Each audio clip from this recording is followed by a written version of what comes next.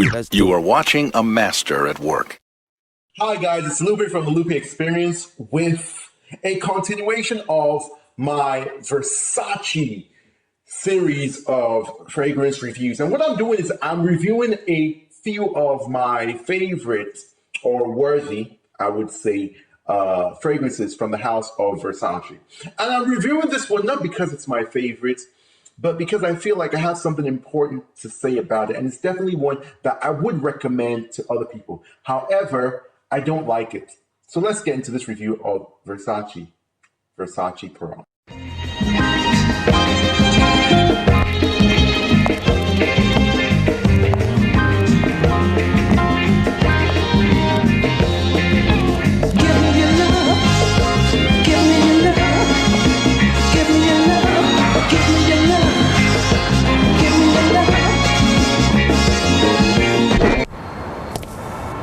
Versace Poem, the new fragrance for men.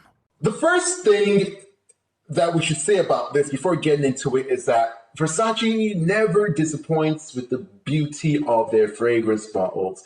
They obviously put a lot of attention to detail. They obviously pay a lot of finances and resources towards making sure that the fragrance is housed in a beautiful, beautiful bottle.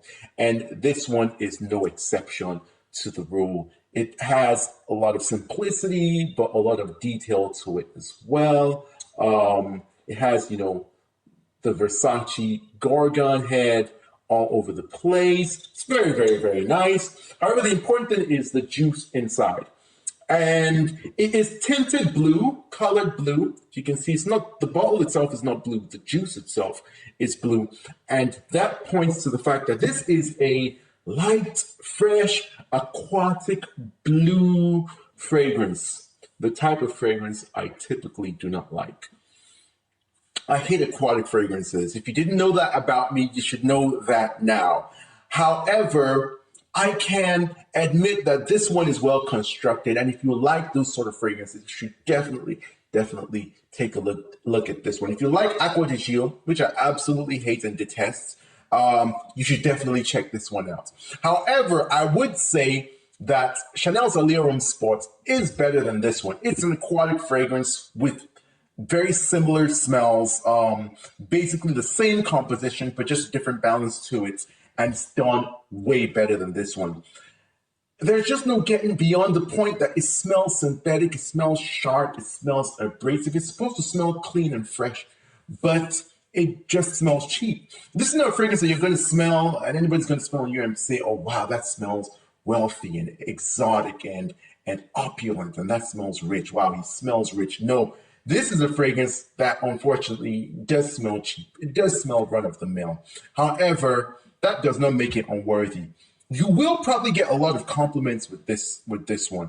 People will probably notice and be like, wow, you smell nice. That smells fresh. I like, fresh fragrances. Most people who don't really like fragrance actually like fresh smells. So if you're someone who doesn't really like perfume, but still wants to smell nice, this could definitely work for you.